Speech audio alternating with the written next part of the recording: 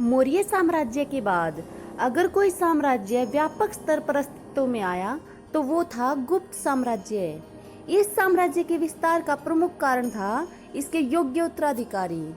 इस वंश में चंद्रगुप्त प्रथम, समुद्रगुप्त, चंद्रगुप्त विक्रमादित्य, कुमारगुप्त और स्कंदगुप्त जैसे योग्य उत्तराधिकारी राजा बने, जिन्होंने समाज के हर क्षेत्र में उन्नति की, जिसके कारण गुप्त वंश के समय को भारत का स्वर्ण युग कहा जाता है। गुप्त वंश के इन महान राजाओं के बारे में जानने से पहले प्रश्न यह उठता है कि गुप्त थे कौन। इनसे पहले भारत पर कुषाणों का शासन था और इनकी राजधानी थी पेशावर, अर्थात इनका राज्य उत्तरी पश्चिमी भारत पर फैला हुआ था। कुषाणों का ही एक सामंत था जिसका नाम श्रीगुप्त था। श्रीगुप्त के समय कुषाणों में कमजोर उत्तराधिकारियों का शासन था, इसलिए श्रीगुप्त ने अपने आप को स्वतंत्र कर लिया और कौशाम्बी जो उत्तर प्रदेश में है उसको अपनी राजधानी बना लिया। परंतु इसने अपने राज्य का विस्तार नहीं किया, इसने महाराज की उपाधि धारण की। इसके बाद आता है घटोत्कच नाम का शासक, इसने भी सिर्फ महाराज की तो उपाधि धारण की और गुप्त वंश को कौशाम्बी को ही अपनी राजधानी बनाया। 319 ईस्वी में गुप्त वंश में एक योग्य शासक का आगमन होता है जिसका नाम था चंद्रगुप्त प्रथम। यह गुप्त वंश का वास्तविक संस्थापक था और इसने महाराज धीराज की उपाधि धारण की। इसे वास्तविक शासक इसलिए माना जाता है क्योंकि इससे पहले के शासकों ने उसी क्षेत्र में शासन किया जो क्षेत्र सामंत के रूप में उन्हें कुषाणों से मिला था। चंद्रगुप्त प्रथम ने अपने राज्यारोहण की तिथि 319 ईस्वी में एक संवत चलाया जिसे गुप्त संवत कहते हैं।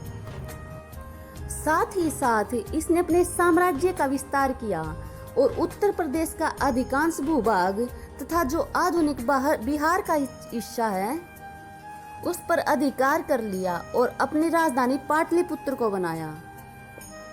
चंद्रगुप्त प्रथम ने लिच्छवी वंश की एक राजकुमारी कुमार देवी से विवाह किया, जिसे इसको एक पुत्र प्राप्त हुआ जिसका नाम इसने समुद्रगुप्त रखा।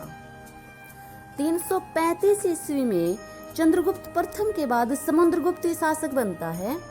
समुद्रगुप्त के कुछ सिक्कों पर काच नाम उत्कीर्ण मिलता है।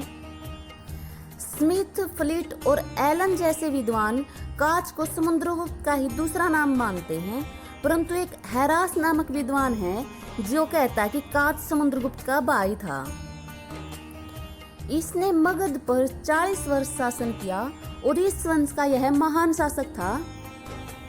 क्योंकि यह लिच्छवियों का नाती था इसलिए यह अपने आप को लिच्छवी दोहित्र कहना पसंद करता था।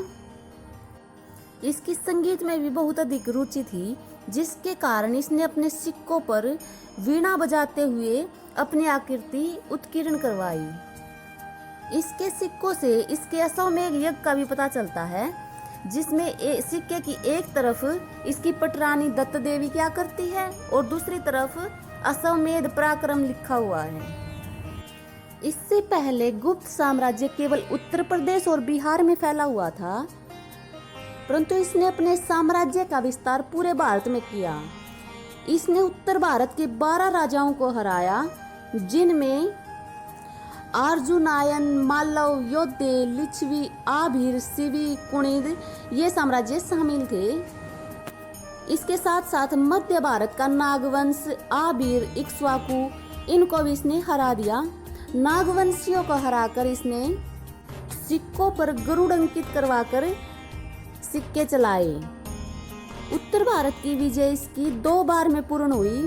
पहली बार तो इसने 3 राज्यों को हराया और दूसरी बार इसने 9 राज्यों को हराया। इसका एक दरबारी कवि था हरिसेन, जिसने प्रयाग स्तंभ लेख लिखवाया है।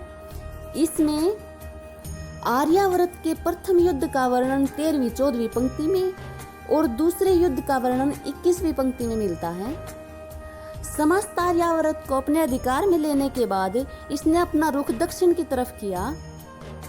इसके बारे में भी जानकारी हमें इनकी प्रयाग प्रशस्ति की 19वीं और 20वीं पंक्ति से मिलती है।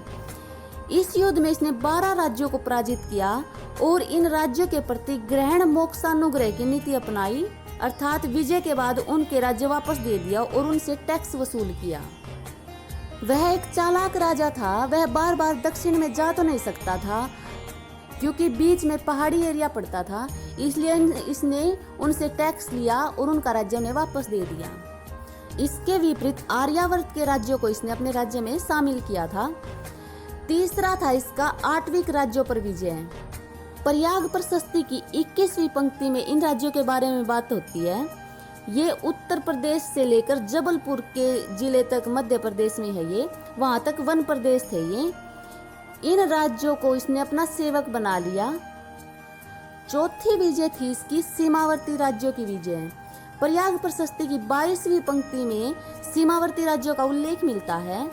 इसमें कहा गया है कि वे समुद्रगुप्त को सभी प्रकार के कर देते थे, वे उसकी आज्ञाओं का पालन भी करते थे और उन्हें प्रणाम करने के लिए राजधानी में उपस्थित होते थे।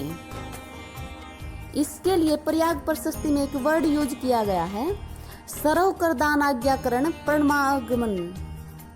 इनमें 5 राज्य शामिल थे। पहला था समतट वाला, जो ये पूर्वी बंगाल जो आधुनिक बांग्लादेश है ये हिस्सा आता है इसमें। दूसरा था ड्वाक, ये असम का हिस्सा आता है। तीसरा कामरूप। चौथा था कृत्रिपुर, इसकी पहचान जालंधर में स्थित करतारपुर से की जाती थी। और 5वां था नेपाल। समुद्रगुप्त ने उस समय की विदेशी शक्तियों से भी संबंध बनाए। इसके बारे में जानकारी प्रयाग प्रशस्ति की 23वीं और 24वीं पंक्ति में दी गई है। इसमें देवपुत्र सहिसानुसही, शक, मुरुंड, सिंगल और सर्वद्वीपवासी भी शब्द मिलते हैं। इसमें देवपुत्र सहिसानुसही थे कुषाण, शक थे पश्चिमी मालवा, गुजरात और काठियावाड़ के शासक। समुद्रगुप्त के समय इसका शासक रुद्र सिंह तृतीय था। तीसरे थे मुरुंड, चौथे थे सिंगल। समुद्रगुप्त के समय श्रीलंका को सिंगल कहा जाता था और वहां का शासक था मेघवर्मन। अब समुद्रगुप्त इतना साम्राज्यवादी राजा था कि जो श्रीलंका का मेघवर्मन था, इसने उससे बुद्ध का मंदिर बनवाने की आज्ञा ली और यह मंदिर इसने गया में बनवाया था। समुद्रगुप्त ने उसे मंदिर बनाने की अनुमति दे दी थी और उसके बाद वह मंदिर विशाल बौद्ध विहार के रूप में विकसित हो गया था। ये सभी विदेशी शासक उसकी सेवा में उपस्थित होते थे, कन्याओं को उपहार देते थे और अपने राज्य में कोई भी योजना लागू करनी होती तो उसकी परमिशन ये समुद्रगुप्त से लेते थे। इनके लिए प्रयाग प्रशस्ति में एक वर्ड मिलता है, आत्मनिवेदन, कन्योपायन, याचनादुपाय, सेवा। ऐसा ही एक वर्ड मिलता आदि सर्वद्वीपवासी भी। इससे संकेत मिलता है कि इसे दक्षिण पूर्वी एशिया के द्वीपों से भी इसका संबंध था और ये समुद्रगुप्त के प्रभाव क्षेत्र में थे। समुद्रगुप्त को कभी भी पराजय का सामना नहीं करना पड़ा। इसी कारण प्रसिद्ध इतिहासकार विंसेंट स्मिथ ने इसे भारत का नेपोलियन कहा है। उसने पूरे भारत को विजय कर लिया, इसलिए ही उसने अश्वमेध यज्ञ किया। समुद्रगुप्त ने अपने आप को कविराज की उपाधि धारण की थी। उसके दरबार में प्रसिद्ध बौद्ध विद्वान वसुबंधु रहते थे। इसने जहां भी विजय की वहीं के सिक्के जारी कर दिए, जिससे हमें इसके बारे में अधिक जानकारी प्राप्त होती है। इसने जब उत्तर भारत में गंगा के आसपास के एरिया को जीता तो उसने सिक्के के मुख भाग पर धनुष बाण ले व्याघ्र पराक्रम लिखा। दूसरी तरफ मकर वाहिनी गंगा की आरती लिखकर राजा समुद्रगुप्त उत्कीर्ण करवाया। इस प्रकार से सिक्के में जहां एक ओर उसके आखेट प्रेम सूचित होता है, वहीं दूसरी ओर गंगा घाटी की विजय दिखती है। समुद्रगुप्त का नेचर अशोक से बिल्कुल विपरीत था। वैसे तो अशोक ने भी शुरू में युद्ध किए थे, परंतु बाद में वह बिल्कुल धार्मिक हो गया था।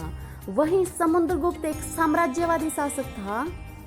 इसने तलवार के बल पर पूरे भारत को अपने अधीन कर लिया और एक छत्र गुप्त साम्राज्य की स्थापना की थी। श्रीगुप्त ने गुप्त वंश की स्थापना की, वहीं चंद्रगुप्त प्रथम ने उसकी नींव तैयार की, जिसके ऊपर समुद्रगुप्त ने एक विशाल साम्राज्य की स्थापना की। मौर्य वंश के बाद जो भारत छोटे छोटे टुकड़ों में बट गया था, समुद्रगुप्त ने उनको एक करने की कोशिश ही नहीं की, बल्कि साम दाम दंड भेद की नीति से उन्हें एक धागे में बांध दिया। इसके बाद इसके वंश में चंद्रगुप्त, विक्रमादित्य, कुमारगुप्त और स्कंदगुप्त जैसे योग्य उत्तराधिकारी आते हैं, जिनके बारे में जानेंगे हम अपनी अगली वीडियो में।